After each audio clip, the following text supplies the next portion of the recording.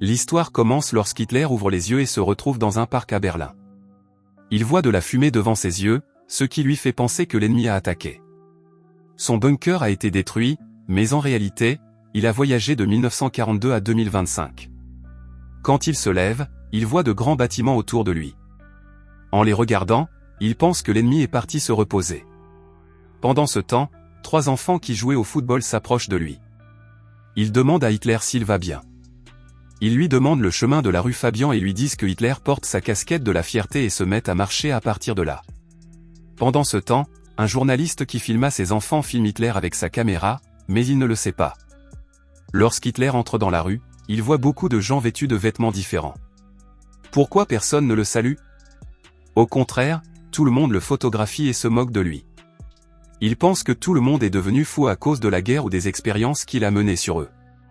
Il se rend dans un magasin voisin et vérifie la date sur un journal. En la voyant, il est tellement choqué qu'il s'évanouit et tombe à terre. Pendant ce temps, dans un centre de presse, le directeur général annonce que Bellini sera désormais le rédacteur en chef adjoint. En entendant cela, un homme nommé Christopher se met en colère.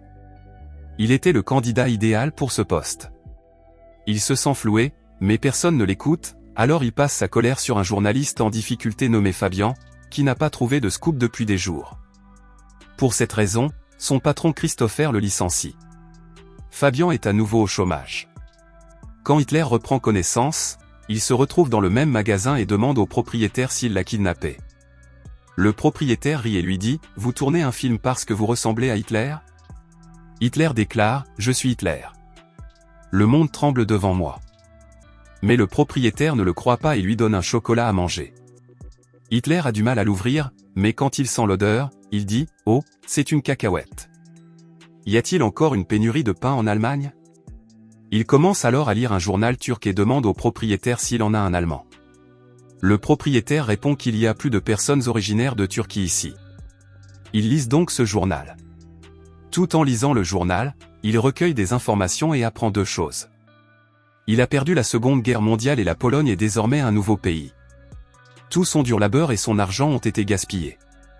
Pendant ce temps, Fabian, triste d'avoir perdu son emploi, regarde une vidéo qu'il a enregistrée de lui-même. Sa mère arrive et le réconforte. Dans la vidéo, il remarque un homme qui ressemble à Hitler. Fabian est choqué.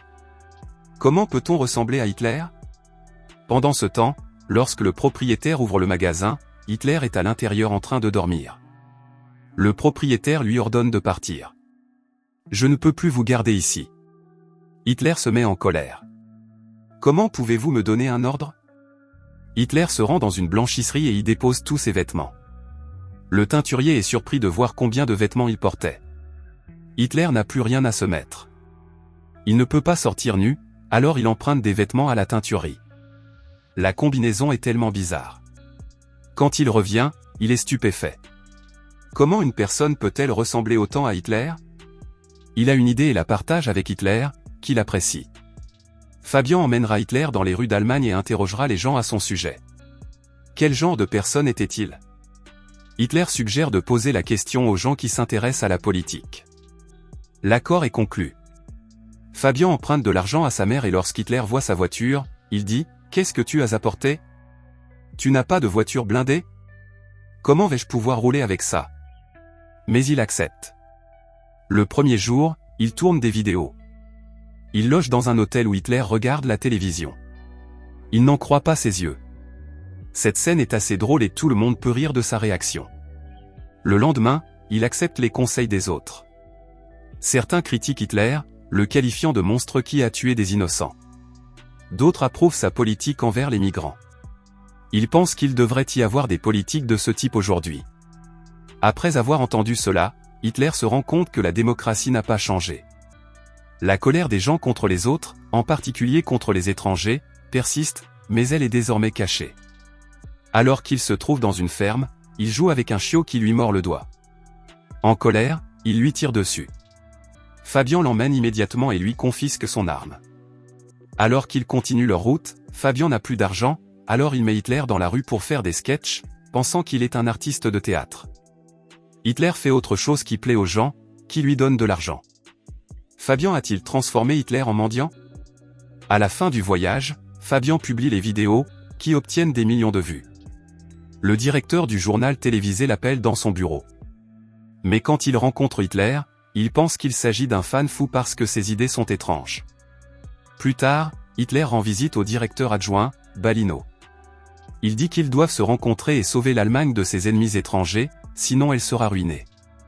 Balino aime l'idée et lui demande son plan. Les deux hommes forment une équipe pour enregistrer et travailler sur les plans d'Hitler.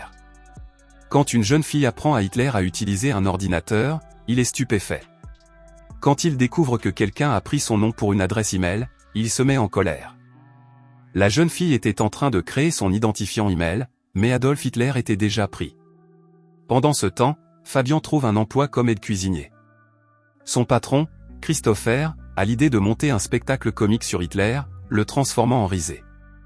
Le spectacle est diffusé en direct et tout le monde regarde Hitler.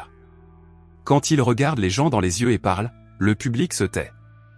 On sent la peur et on voit à quel point Hitler est doué pour parler. Au lieu de suivre le script, il dit « Aujourd'hui, nous sommes confrontés à la pauvreté et au chômage. Nous sommes distraits et transformés en quelque chose d'autre. Nous sommes Allemands. Nous devons faire l'Allemagne. La grande Allemagne. » Son discours est accueilli par une ovation debout. Christopher est mécontent, mais le spectacle remporte un franc succès. La popularité d'Hitler monte en flèche. Tout le monde l'invite à ses spectacles. Il partage ses idées partout. Même les ministres du gouvernement le rencontrent pour discuter de la manière de rendre à l'Allemagne sa grandeur. Mais Christopher cherche une occasion d'arrêter le spectacle et de renverser Balino. Un jour, le FBI se rend au bureau et demande que le spectacle soit interrompu car il suscite la peur de la Seconde Guerre mondiale. Christopher est satisfait, mais Balino empêche l'interruption. Pendant ce temps, l'assistant de Christopher apporte la preuve que Hitler a tué un chien, dans l'espoir d'attiser la haine contre lui. Tout le monde est choqué et effrayé. Hitler menace le présentateur. « Si tu dis un mot de plus, tu es fini. Tu t'inclineras devant moi. » La nouvelle se répand comme une traînée de poudre. La popularité d'Hitler s'effondre. L'émission est supprimée. Balino est licencié et Christopher devient le nouveau directeur adjoint, exactement comme il le souhaitait. Par la suite, Hitler vit chez Fabian et consigne ses pensées dans un journal. Le temps passe lentement. Fabian travaille dans un nouveau studio, mais la chaîne d'information de Christopher est en déclin. Il ne sait pas quoi faire. Un employé suggère de faire revenir Hitler pour donner un coup de pouce. Christopher accepte et approche Fabian pour réaliser un film sur Hitler, en proposant d'investir, mais uniquement pour sa chaîne. Fabian accepte et se met au travail. Un jour, il se rend chez sa petite amie, Rubina, pour dîner. La mère de celle-ci, qui est juive, reconnaît Hitler et le traite de diable. Dans la voiture, Hitler dit à Fabian, « Comment les juifs peuvent-ils encore être en vie ?» Fabian est choqué par tant de haine, mais il ne dit rien. Il accompagne Hitler au studio pour le tournage du film. Fabian lui demande de se souvenir de tout. « Comment êtes-vous arrivé ici ?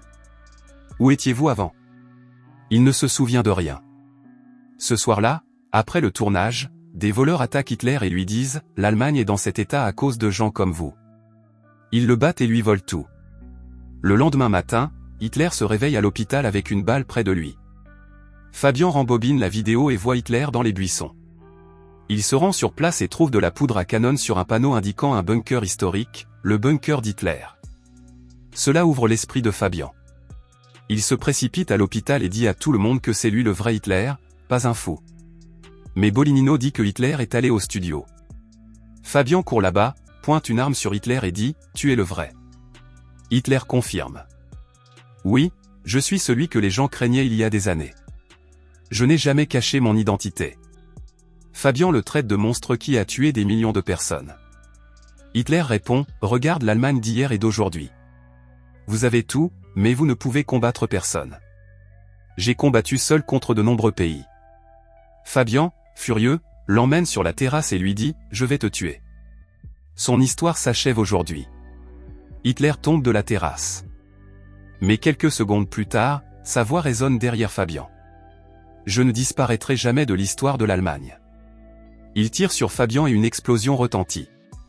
Balino crie « Coupé », c'était une prise de vue, mais l'homme qui joue Fabian n'est pas Fabian. Il porte un masque. Le vrai Fabian est dans un asile, devenu faux après avoir appris qu'Hitler était réel. Après le succès du film, Bolino emmène Hitler partout. Les gens sourient, lui demandent des autographes et le respectent.